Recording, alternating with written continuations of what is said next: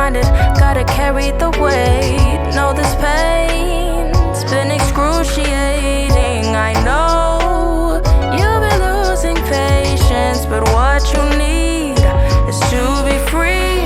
Relieve yourself from all the greed. Don't be scared to free yourself. Clear your mind from what holds you back. I wanna be free, I wanna live free, now that my mind's free. I wanna be free, I wanna live free, now that my mind's free. Me right now. Don't you know that you don't have to stay the same?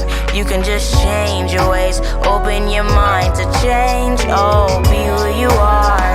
Stop all the shields and trying to hide all your flaws. Just open your arms. Don't be scared to free yourself.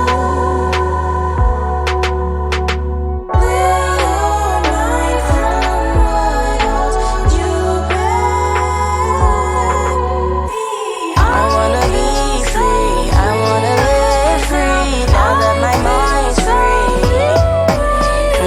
I wanna be free, I wanna live free, now that my mind's free. Me right now. I wanna be free, I wanna live free, now that my mind's free. I wanna be free, I wanna live free, now that my mind's free. Me right now. I wanna be free, I wanna live free, now that my mind's free. I wanna be free, I wanna live free, now that my mind's free.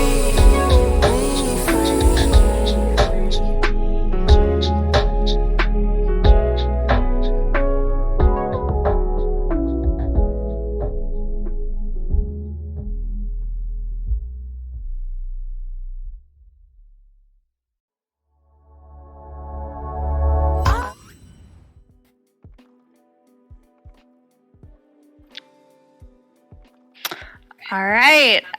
Hello, everybody. Welcome to our September book discussion. Today, we're going to be talking about the first volume of the Kamala Khan Miss Marvel run by G. Will Wilson. The theme this month was staff pick. So this was a staff recommendation last year. And I think some of us who are in this discussion today had read it before and some hadn't. But I'm Laura. I'm a teen librarian at Teen Central, and I am here with my colleagues who can introduce themselves. Danny's below me, so why don't you go, Danny? Hi everyone, I'm Danny. I'm also a librarian here at Teen Central. Yeah, I did not eat enough lunch. That's what that sigh is. Jackie, take it away. I am Jackie. I am the children's librarian at the Adams Street branch, and I had coffee for lunch, so we're in a good place right now. My name's Michelle. I had a very good lunch, balanced meal over here, and also this was the first Marvel thing I've ever read. So Wow. I know. Michelle's leading right into where I wanted to start because I was going to ask you guys what your history with superhero comic books is. Like, if you remember this first superhero comic book you read, if this is something you read a lot, who your favorite superhero is. I'll start so that you have time to think. I've read a bunch of the Miss Marvels before. I read a lot of superhero comic books. I think the first superhero comic I read in Marvel was Marvel 1692, which is like an alternate history nerdy one. And I think the first DC comic book I read was Gail Simone's Batgirl run. It's very hard for me to pick a favorite, but I would probably go with Laura Kinney, aka X23, aka Wolverine, who I love, not just because her name is Laura, I promise. Danny, I know you probably have an easy answer, so do you want to chat next? Easy answer. Okay. I feel like you had like 3 different questions though. Let's see. This is like my second-ish. Okay, no. So Marvel I hadn't really read much of ever, other than my brothers were really into Deadpool. So I picked up a couple of those. But this is the first like woman lead that I was like really excited about. I first read this in college actually, and it was a women's writers course. So immediately I was like, oh my god, this is amazing. And I read like 3 of them in, and then I don't know what happened after that. But my absolute favorite is the DC side, Batman, and that side, the woman role that I really love is Cassandra Cain, which is the newest Batgirl. You should definitely check her out. I love her trio, but other than that, Frank Miller is definitely my favorite Batman writer. Yeah, it's a little bit this Marvel DC situation for me, because we can't get into that right now. I mean, we should probably talk about that at some point as a stream, actually. Jackie? I don't know if I've read like a superhero comic book. Yeah, I've watched the Marvel movies, almost all of them. I haven't watched anything that's come out like in the last couple of years though, but yeah, no, I don't have too much of a history with superhero comic books. But this was fun. I like this one.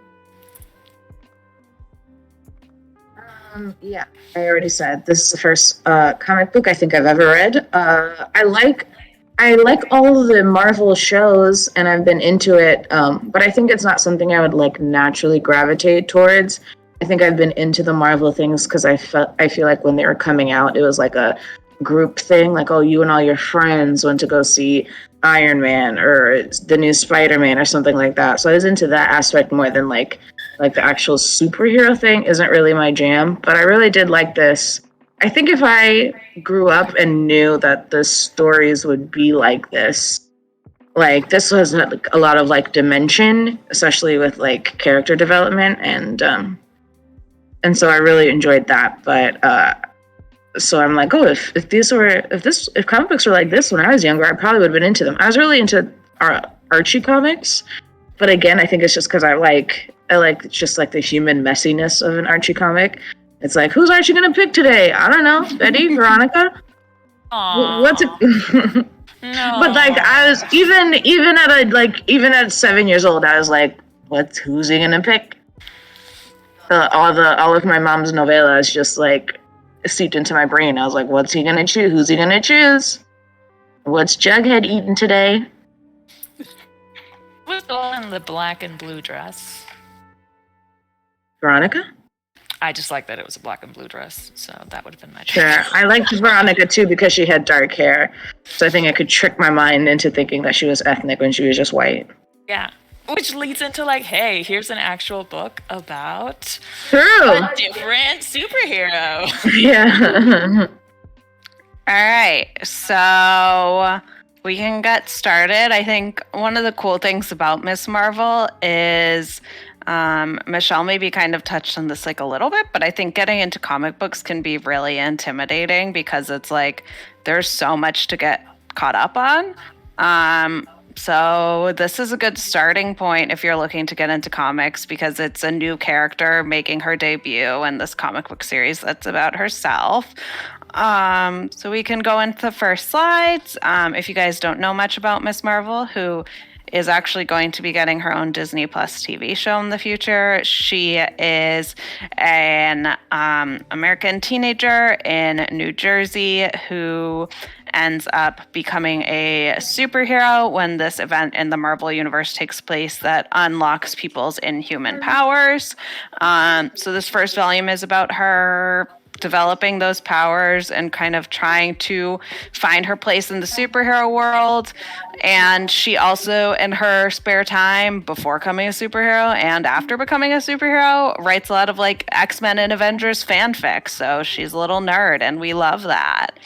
But first, we are going to talk about just like identity a little bit outside of the superhero identity, but some of that too. So I think starting, this happens pretty early in the book, seeing how she and her friend Nakia, how their classmates who have known them their whole life are super racist towards them.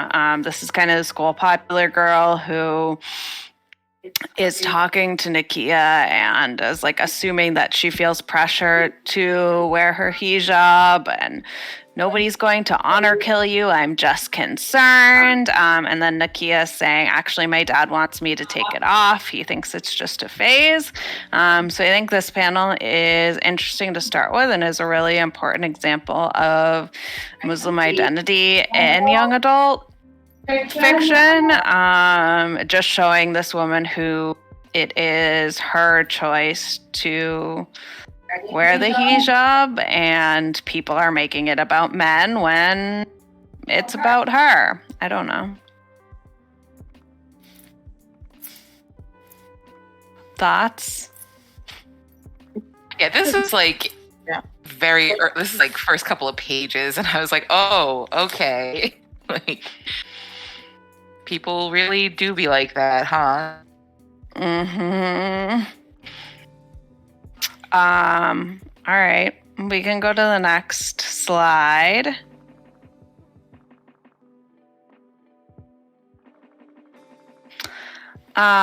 So this next one is kind of similar, and Kamala is sneaking out of her house to go to a party that her parents said she couldn't go to. And she's saying, why am I the only one who gets singled out of health class? Why do I have to bring pakoras to school for lunch?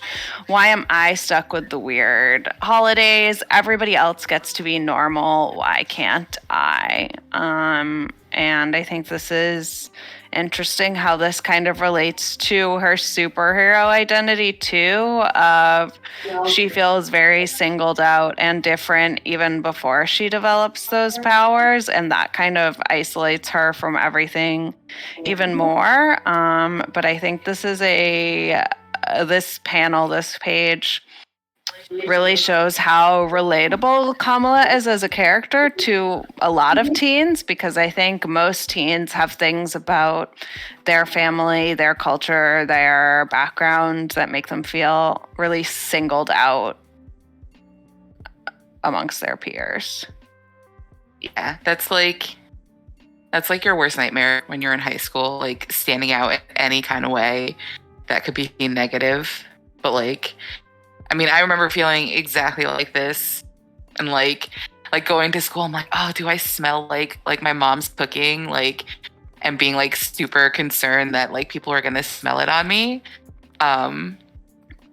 Yeah. So this felt really, really true to that experience. Even in that picture, she's like sneaking out to go to a party because she's not allowed to go to parties, and I think there's also, at one point, they ask her, like, oh, are you even allowed? And she got, like, really defensive. And she's like, of course I'm allowed, even though she knew that she definitely was not. And I'm like, I don't know. I had pretty strict parents that definitely wouldn't have let me go to, like, a random party in the woods. So, felt that for sure. I think it was also kind of cool that, like, she at least asked if she could go at first. Like, I feel like some kids would just assume, like, oh, my parents are going to say no anyway, so I'm just going to do it. Like, I think her relationship with her parents is maybe like my favorite part of of this volume. Yeah, I thought her relationship with her parents is pretty real, and they're not. I feel like a lot of times when in a lot of just like YA writing, parents can be like demonized, like they are the like killers of fun. They are, but they were like, no, these are the reasons why we think it's unsafe, which were very valid. And so I was like, yeah, that mean, right? I can say that easier in my 30s than I probably could in the teens. But I'm like, yeah, no, it's very easy to see why they don't want you to go to a party in the woods. It makes total sense, especially as like the only Southeast Asian person in a giant white school. Like, nah, probably not a girl. We can go to the next slide.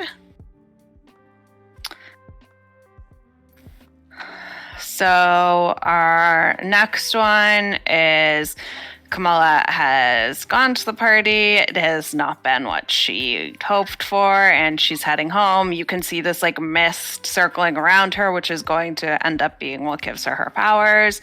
That she's saying, I should have known better. Who was I kidding? I can never be one of them. No matter how hard I try, I'll always be poor Kamala with the weird food rules and the crazy family.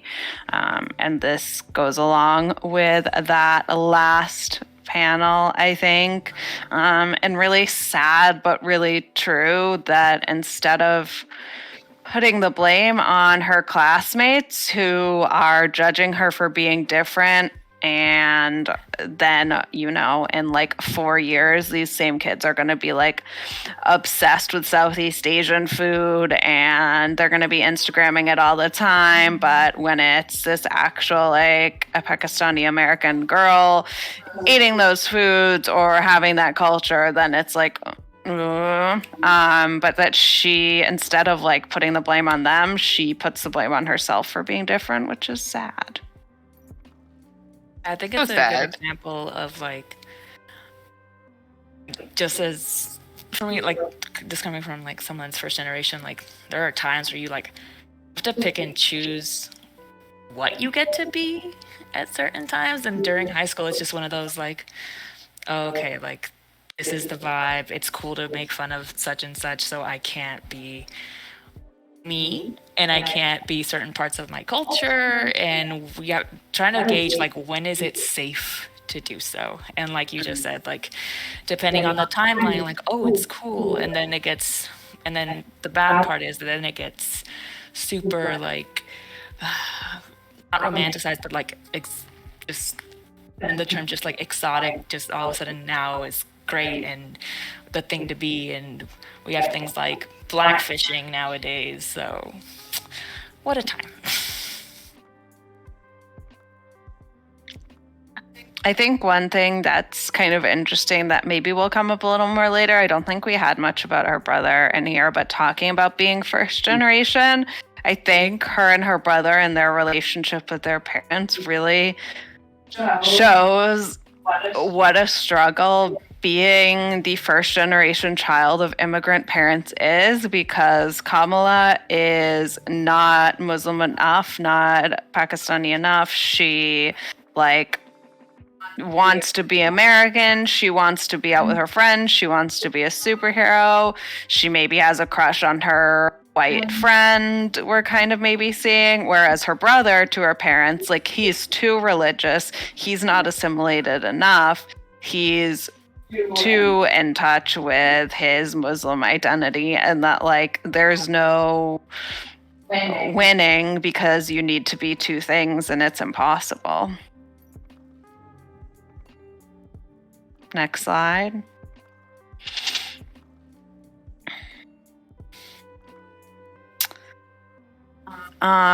So this one is again her talking about what happened at the party, and she says, they laughed at me. Zoe thought that because I snuck out, it was okay for her to make fun of my family. Like Kamala's finally seen the light and kicked the dumb, inferior brown people and their rules to the curb.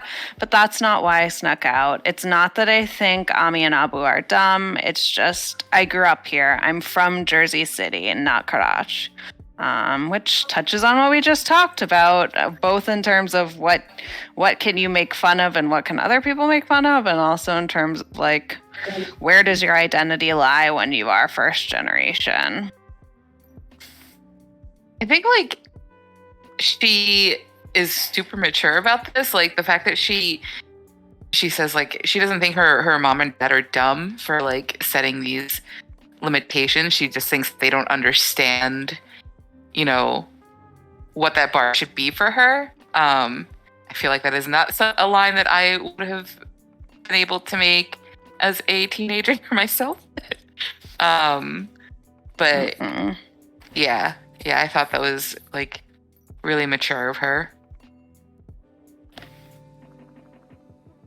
I think all of this also kind of speaks to that very interesting phenomenon that you see a lot in the US, at least, of first generation, you pull away from your parents' culture, and then the second generation tends to get back in touch with that culture. I know that was true in my family, which is obviously very different than being a BIPOC Muslim immigrant in America, but I think that is something you really see, and this kind of like hints at that she really wants to be a Jersey girl.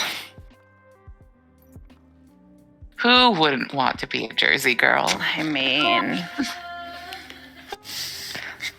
it's also like a good point. Like you said, it happens within generations, but I think it also happens like within that same generation. Like growing up, I definitely like in high school, like even though I went to a school that was not predominantly white, like I hung out with all the white kids because I wanted to be that, because it seemed like that was a thing to be. And it was not until like well after college that I was like, oh, hold on, it is actually pretty cool.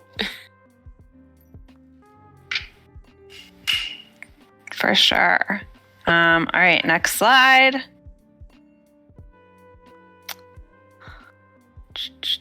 So in this next slide, she has developed her powers all of a sudden, which are basically like shape-shifting, transforming powers. She can get bigger, she can get smaller, she can change what she looks like. So here she has changed into the original Miss Marvel, Carol Danvers, who when she was wearing this costume, she was Miss Marvel. She now is Captain Marvel. She has a much different look, much less kind of like sexualized than this. I probably am the only person here who has read all of the Carol Danvers comics, but I don't think you really need to know that much about her history to get this. So she's in this, and she says, but being someone else isn't liberating, it's exhausting. I always thought that if I had amazing hair, if I could pull off great boots, if I could fly, that would make me feel strong, that would make me happy.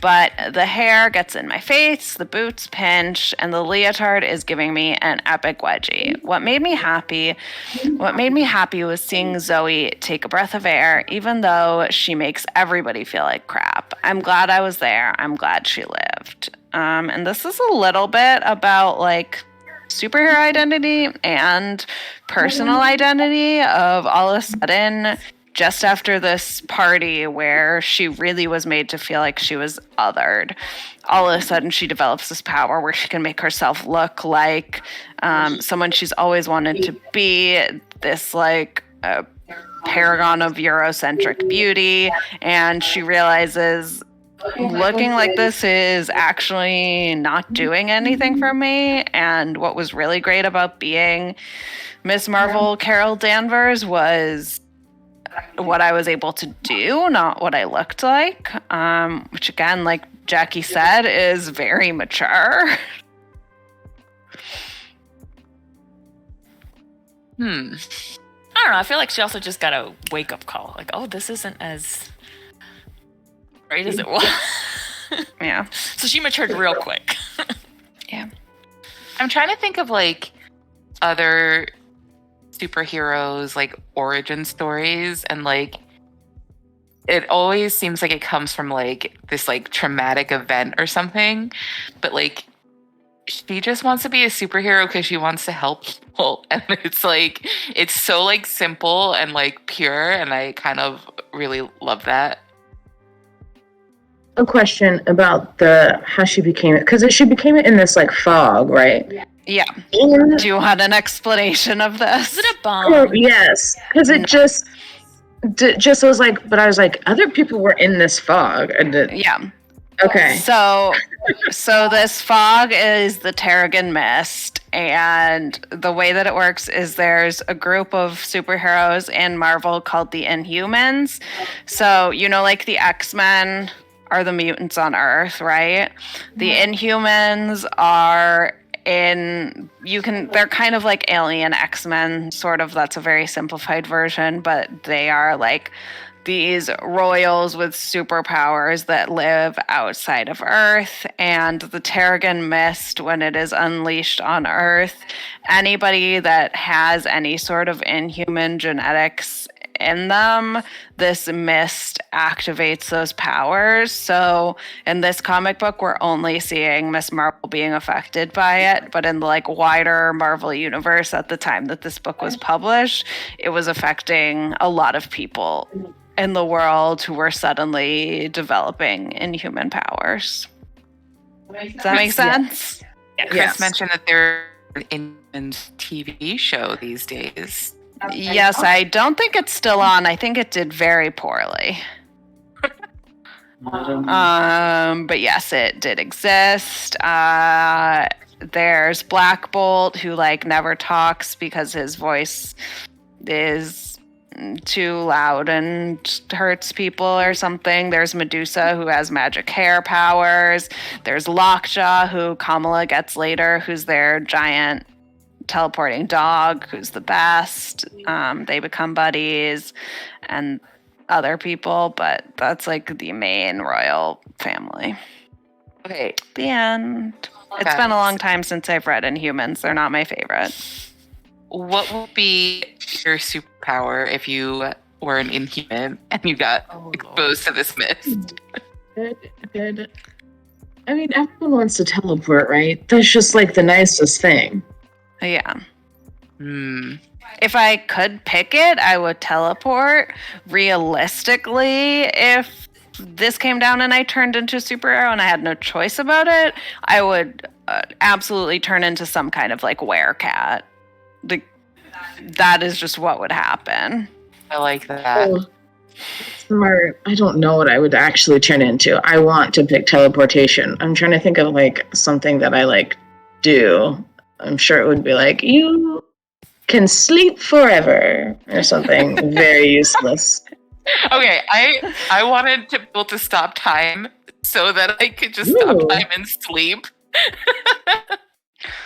Okay, Jackie, but did you watch Charmed, where stopping time meant that Phoebe would like kept aging when time stopped because she was still in it? I don't know if I ever finished watching that show, so I don't know if I got to like the consequences of her actions. Either.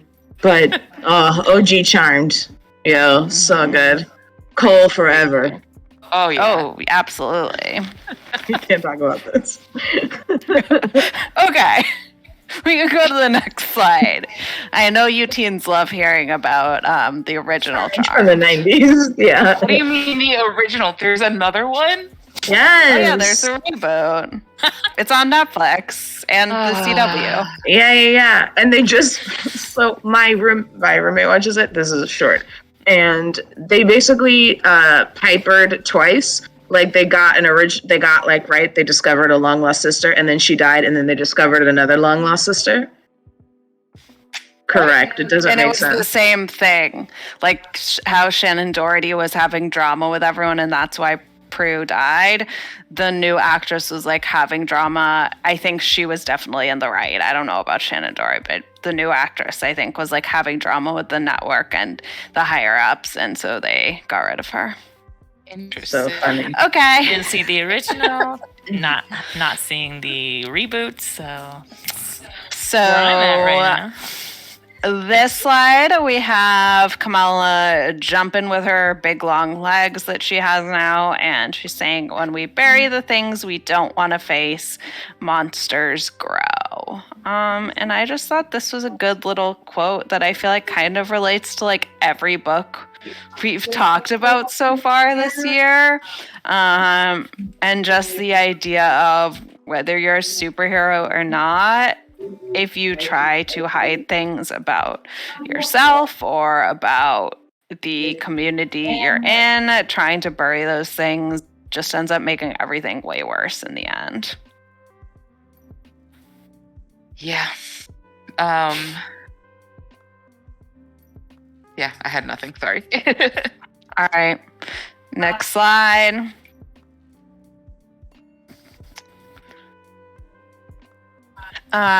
So here we have her also jumping about outside, and there's a couple of people on the streets. One is saying, "Holy sriracha, is that Captain Marvel?"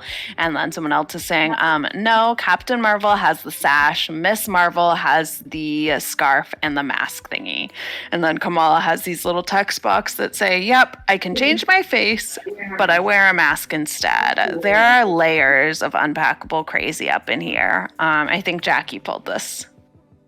I just loved that last line. Like, the self-awareness to know, like, yeah, I get it. Like, this thing that I'm doing makes zero sense, but it is what it is. Like, perfect. I loved it. And I think it's kind of cool because it's kind of saying her decision to wear a mask is kind of like saying, I tried being Carol Danvers and like looking like someone else and I didn't like that. So even though I could just disguise myself, like I'm going to put a mask on to protect my identity so I can still be me. Even though maybe she hasn't like consciously realized that's why she's doing it, since she just thinks she's being bonkers. Oh my god. But can we talk about when the police officer arrived and she just had this like sleep mask with cutout eye holes? Yes. And we're like, yeah, we don't know who this is. This hair, who your friend is, what the high school you go to, got it. Beautiful. That was very good. Yeah, she definitely had a costume upgrade throughout. I feel like getting a good costume, you know, it's difficult. I feel like all the teenage superheroes, like she did it, Peter Parker, like their first iteration, Miles Morales, of their superhero costume is not great. Except for Riri Williams, but she's an engineering genius, so. It's realistic. Like, where are we, you know, what job is getting this fancy materials? Yeah, like, can you imagine if, like, you became a superhero and now you have to, like, go make your own costume? Like, It would just be regular. It would be this shirt, essentially, with maybe, like, some markers if you had nothing. I just tape. my COVID mask, like. Which, you know, could work. It would work. All right, next slide. I think maybe we're moving to a new category, but still kind of related. So next we're going to talk about family. We talked about her relationship with her parents and the differences between her and her brother a little bit before. This is a little cut off, so I'm going to do my best. This is her dad talking about how her name means perfection in Arabic. And he says, your mother had a very difficult time when she was pregnant with Amir. After he was born, the doctors told us we couldn't have any more children. We were devastated. Then 5 years later, you came along, our little miracle. I held you in my hands at the hospital, a tiny, screaming, pinkish brown baby, and thought you were the most perfect thing I had ever seen. That's why we gave you your name. You don't have to be someone else to impress anybody. You're perfect just the way you are. We're not trying to make your life miserable, Kamala. We just want you to be safe. She says, I know. And he says, we want you to tell us when you're in trouble. And I think Jackie spoke to how she loved the relationship between her and her parents. And this really shows it, how even though her dad gets pretty mad at her sometimes during this comic, he's really only doing it because he's worried about her and he loves her and he just wants her to be safe. And I think particularly living in a world like this where there are superheroes like destroying the cities every day, that's like extra understandable. This scene was maybe like my favorite in the whole book. And it's like followed right after her getting yelled at by her mother, and her mother getting like super like emotional and angry, and the point can't even have a rational conversation with her daughter.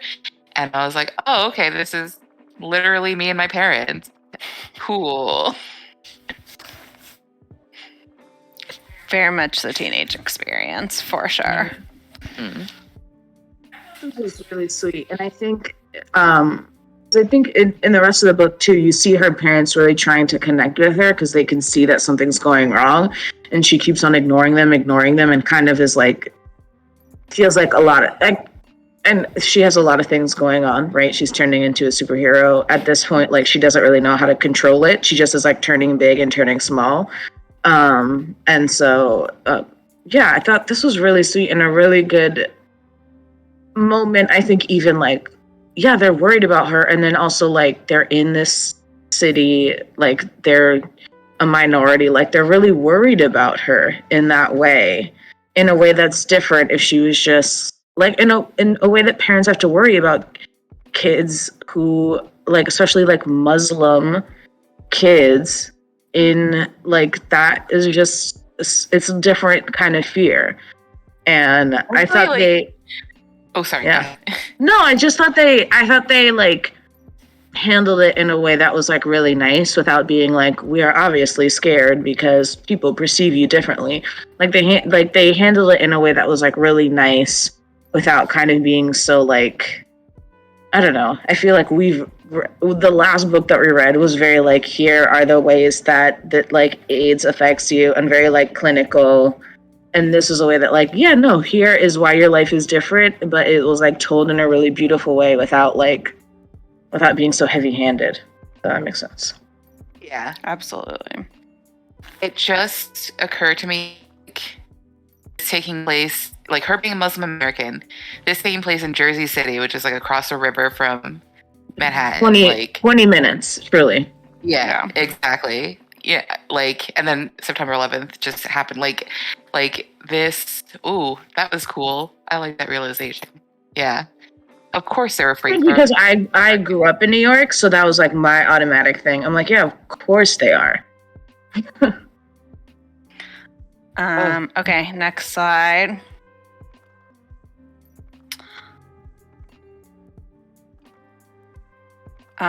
So this one is she's trying to superhero and get to a family event, and her family is not thrilled that she showed up late. And she says, it's complicated, okay? And her mom says, no, not okay. I'm your mother. I want to know where you are always sneaking off to. And she says, how am I supposed to confide in you if you freak out whenever I color outside the lines, even a tiny bit? You and Baba want me to be a perfect little Muslim girl, straight A's, med school, no boys, no booze, then some hand-picked rich husband from Karachi and a billion babies.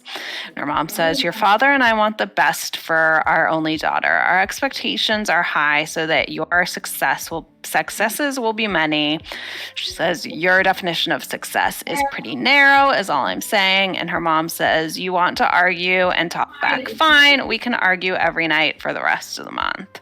And this is kind of a contrast to the scene with her dad, which I think is pretty realistic to what a lot of teenage girls in two-parent heterosexual households experience, where their conversations with their mom are a little more fraught than their conversations with their dad oftentimes. And you can see her mom has like the same concerns as her dad, and she really does just want her to be safe and want the best for her, and she's worried about the fact that all of a sudden her daughter is sneaking out and something's clearly up, but they just can't have the conversation in the same way she can with her dad. And I think that changes as you grow up, but it feels very real for this time in your life. Oh yeah. I think like especially the fact that like you can you can logically understand that like your parents' values, not necessarily bad values, they're just different from the values that you hold yourself. And I had trouble with that growing up. Like my mom's idea of like what being successful is and what being like happy is very different from my own. And like as a teenager, like it was very easy for me to just be like, well, she just doesn't understand. She doesn't know what she's talking about. Like that way of life is not anything that I want to do, and like she's wrong for thinking that. But like it's definitely like a little bit more. It's not as black and white as all that. Yeah, this is a very mature conversation with your mom that like I definitely had when I was like 27 and not like 16, but go Kamala. Yeah, she's the best. Next slide. So now we're going to talk a little bit about like what it means to be a hero, what being a superhero is like for Kamala in this first few months of her being a hero. So this is her developing her powers. And she says, this is not happening, but it is happening. This is what I asked for, right? So why don't I feel strong and confident and beautiful? I think we've kind of touched on this a little bit, but she definitely has a very rude awakening that being a superhero and looking like everyone else, is not who she is, and being a superhero is not easy. Yeah, I really like through the like her figuring that out. Like, it's easy to assume that if you have these powers, like everything is just magically going to get better. But like, she has to struggle so much to like learn how to use her powers, like just how to use them, and then what those powers actually mean to her and like how they change her as a person. Kind of like watching her struggle with that, especially at the beginning, was really easy. All right, next slide. Can I just add, I forgot to say this before. I thought it was really nice that they added like familial obligations to Kamala's life, because that is such a part of like growing up. Like a lot of times from what I can tell from a lot of the like comic book stories, there's like one family and it's just your parents and you, and like those are all of your obligations. But I think especially if you're like an immigrant family and immigrant like community, like there are a lot of familial obligations, even if it's not just your like nuclear family, that like even now, if I became a superhero, like my cousins would have questions for me. Like, like I would have to answer to way more people than just my mom and my sister. Like it was just, yeah. So I thought it was really good. Clearly, whoever wrote this was like was very familiar with like an immigrant first generation life. So the writer, G. Will Wilson, she is a white woman who lived in Egypt for a while and converted to Muslim. That's the context on that. But I do think one thing that plays into the context of this having a lot more like family and outside world than a lot of superhero comic books is that it was written by a woman. And I'm pretty sure Sana Amanat was the editor when this started. I know she was at least like heavily involved in it. And I think having two women be at the forefront of this played into family being important in it a lot, because something that is common within superhero comics is male editors will not let characters get married because they don't like where that takes the story. There was like this big controversy with Batwoman, and editorial didn't want her to get married. You see it in X-Men, you see it in Batman and Catwoman, that like forging new familial relationships is something that editorial stops from happening because it's not conducive to like drama and like tortured souls and all this like macho stuff that they want to happen. So I think that is an interesting context coming from female creators and how that maybe allowed them to modify that a little bit. So funny. I'm like, have you met married people? They got drama. Right? Exactly. That's why it's wild. All right, so this next one, she's saying maybe putting on a costume doesn't make you brave. Maybe it's something else, which again, we've kind of been talking about this, but just her really quickly learning that this was kind of in her all along, and no matter what she looks like, that's not going to affect how she's able to hero. Yeah, and I think like there was that scene earlier where she talks about just wanting, like when she saved Zoe, like the reasons for her wanting to be a superhero, like if she superficially thinks that it's just, you know, because she just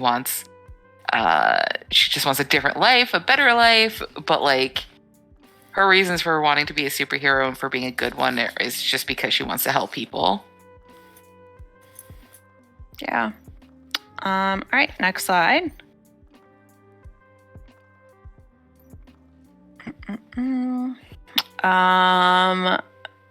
So here she's talking about maybe she doesn't have to look like someone she's not. What if I don't fit into my old life anymore? Like it's a pair of pants I'm outgrown. Would I still be Kamala?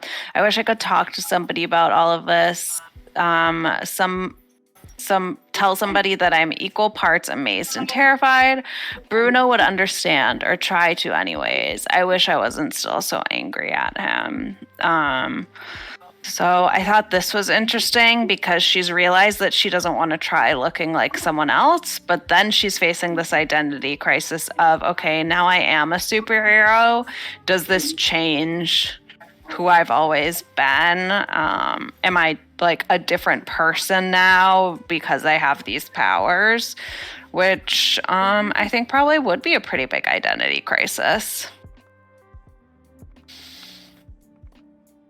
Yeah. Go ahead.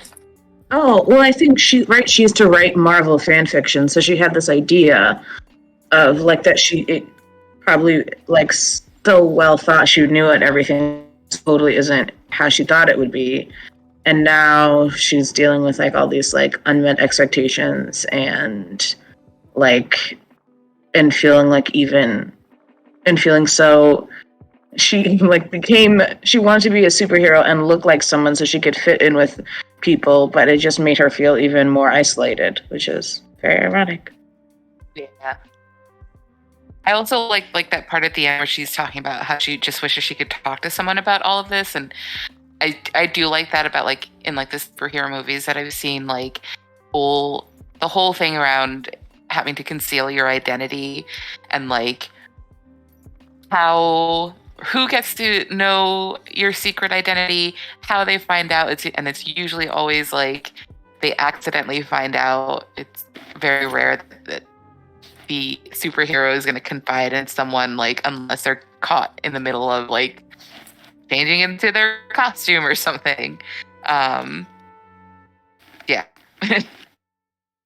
I just watched the newest Spider-Man, Far From Home, earlier this week, and it was very funny because MJ, the love interest, is like, I know you're Spider-Man, and he keeps trying to deny it, and she's like, no, it's like very obvious, and I have known this for a long time, which I feel like is more true to life than what you see a lot of the times. Like, I feel like if there were superheroes in the world, like if you knew someone really well, you would be able to pick up on it pretty quickly if they had a second life as a superhero. Okay, next slide.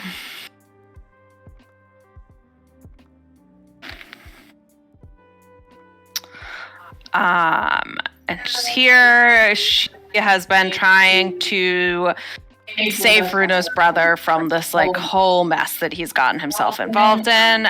She says, I thought I could just charge in. I can feel the failure coming on, that awful syrupy feeling you get in your stomach when you've really screwed up. And again, I think this is a pretty common superhero trope of kind of your first big attempt at being a hero. You're going to fail because you don't know any other heroes. You haven't had any training. This is all new to you. And you expect that just because you have these powers, you're going to be able to take down the bad guys. But there's a lot more to it than that.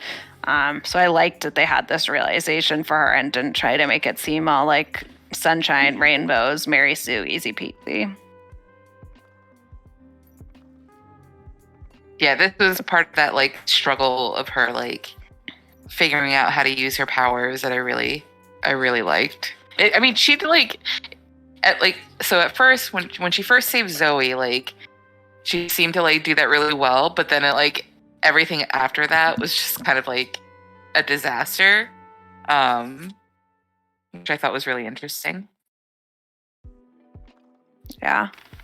Next slide.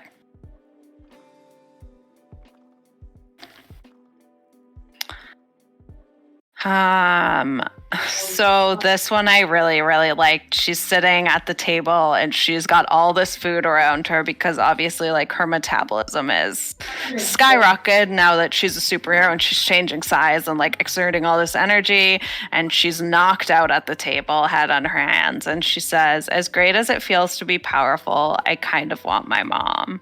And this just felt like so real that no matter how old you are and no matter what's going on, when things get really stressful, like you just want that person who was always there to comfort you when you were a kid, whoever that is. And even if she's fighting with her mom, like her mom is still that person that makes her feel safe. So I just thought this was like sweet and true. And like right after her mom actually shows up and starts yelling, and she's like, which is also very like true to life. 100%. Next slide.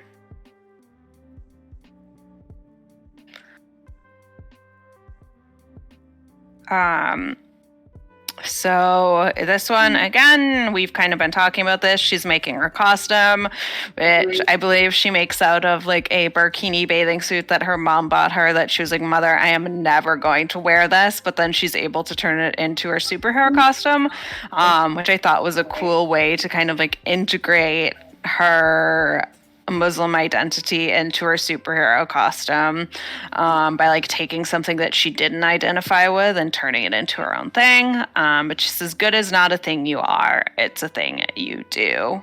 I don't know. I feel like that kind of just sums up her whole vibe. It's kind of like her with great power comes great responsibility type of thing. That's Spider-Man. Okay, next slide.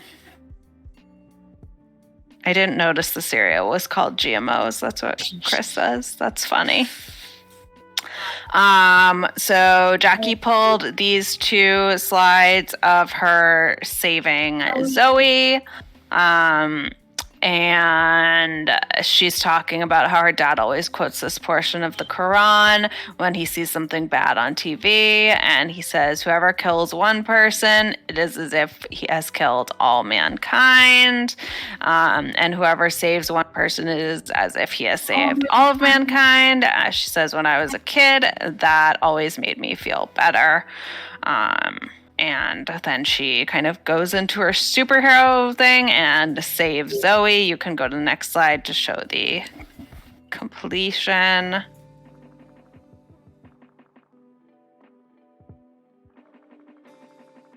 And she says, So, like, according to her dad, these people are blessed, and she turns her hand really, really big and goes in and saves Zoe, even though Zoe is her bully. She's still saving someone.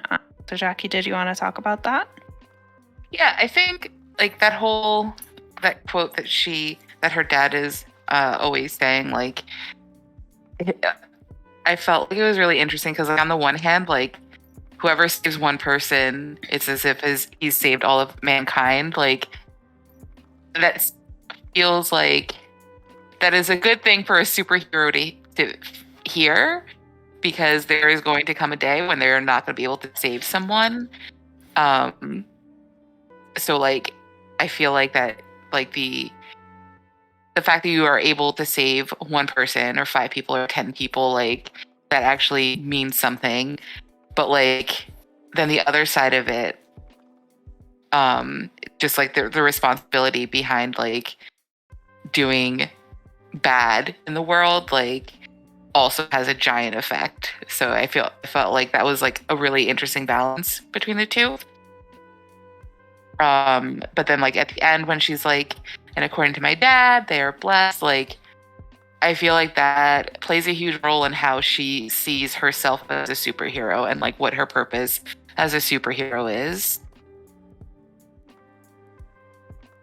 Yeah, definitely. I think everything she's learned from her parents and her religion and her culture, even if she doesn't always necessarily connect to that as much as part of her identity, it definitely shapes who she is as a hero and what she believes. And I think just like her love of superheroes and her superhero fanfic and fandom, I think that really shapes who she becomes as a hero too. But not as much as her family. I think this is our last slide. Any final thoughts before Danny talks about some of our upcoming events? I like this. It was a very quick read. But I feel like now I want to read the rest of the series. Yes, Yeah, you should. It was really heartfelt, and I was surprised by that. Even if there is a spoiler alert for this, there's like a giant chicken monster that they surprise you with that we don't have a slide of, but it was shocking, to say the least. Yeah, I didn't want to traumatize anyone with the last panel. but it was still very sweet. I mean, I feel like I got like almost a little bit choked up with the speech from her dad when I was reading it, because I thought it was so sweet. And yeah, it made me feel like, oh, if this is what these comic books are like, then that's something that I'd be interested in, even if it's not typically a genre that I would go to. I really, really liked it. I liked reading it. Yeah, everyone should read Young Avengers. That's my recommendation. Young adult crew here, you would like Young Avengers. It's very inclusive and lots of like interpersonal drama, but also saving the world. One of my favorites, 10 out of 10 recommend. Kamala also is part of her own teenage team called the Champions, which is also fun, but Young Avengers can't be beat. Who's in the Young Avengers? Something out with movies too. Am I right? The Young Avengers. Young Avengers is eventually probably going to be a movie because Haley Steinfeld plays Kate Bishop in the new Hawkeye show. She's one of the Young Avengers. Cassie Lang, Scott Ant-Man's daughter, Stature, who is in the movies now, she's the Young Avengers. There's one who's involved with the Skrulls, Teddy, and the Skrulls are coming into the MCU, so he'll be in it. Billy, who is Wanda's son, and Teddy, her other son, they are both in it. They were in so. Yeah. There's Iron Patriot. I don't think he's shown up yet. And Kid Loki. So, like, young Loki is in it. Kid Loki was around. Loki. Oh, okay. So cool. They're kind of filling it out. Okay, Danny, do you want to talk about events really quickly now that No, I've I derailed truly want to hear you go on and on and on and on and on about Marvel. Like you and Brie. Also, go back to talking about Charmed from the 90s. No. Yeah. We could talk X-Men forever.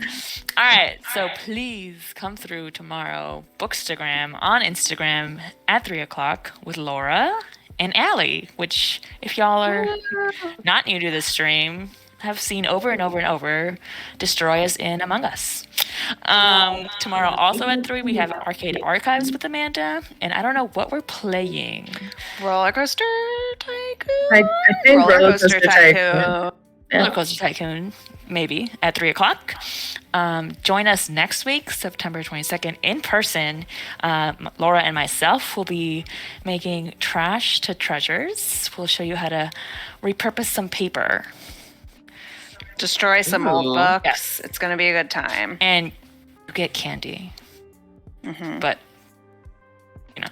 I All want right. candy, guys. Oh, well, come through, Jackie. I should come visit. Going down at Adams Street, Jackie? It's at 4:30. Nothing right now. Stay tuned. But you can go to Adams Street and say hi to Jackie.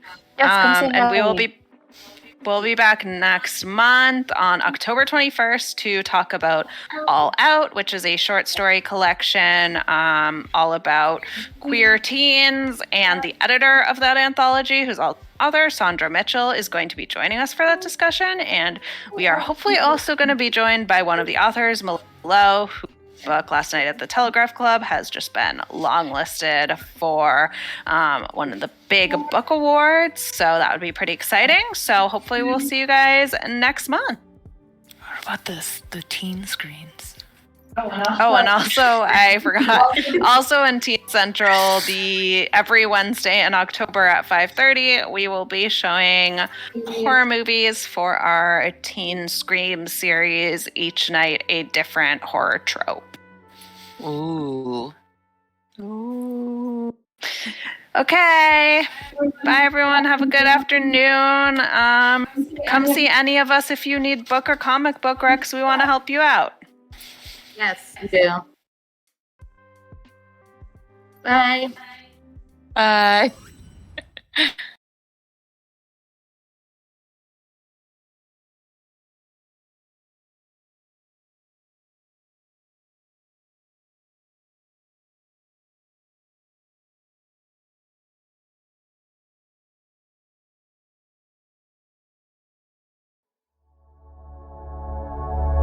I wanna be free, I wanna live free, now that my mind's free. I wanna be free, I wanna live free, now that my mind's free. Me right now, living in a fragile state. You're heavy-hearted, broken-minded, gotta carry the weight. Know this pain's been excruciating, I know. But what you need is to be free. Relieve yourself from all the greed. Don't be scared to free yourself. Clear your mind from what holds you back. I wanna be free, I wanna live free, now that my mind's free.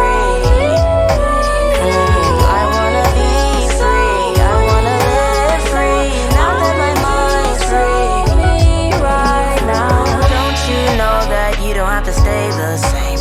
You can just change your ways, open your mind to change. Oh.